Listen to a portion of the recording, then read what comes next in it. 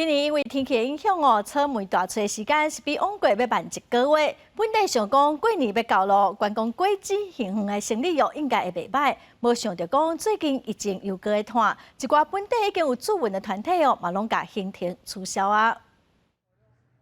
红叽叽、香公公的草莓，大粒佮饱甜，互人看了就想要食一喙。真侪家长趁好天，带囡仔来新竹关西芒果。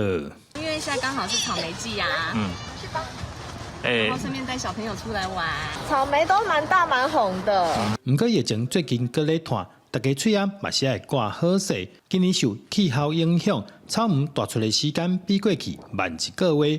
果子农总算等到伫要旧历过年啊，即马搁爱烦恼果子园的观光客生意，恐惊会受到疫情影响。觉得做好安全防范就好了。以前我们种草莓是种的很多，那因为这2年疫情的关系，也会担心来客数，所以我们今年草莓的产量大概减了1半左右。前2天有报道这个本土的有4例的时候，那1天就取消3个团体的。今年则因为疫情严重影响到生理。即阵看到家己辛苦栽种的草莓，农民望疫情赶紧转好，生活才通恢复正常。记者刘君豪新竹报道。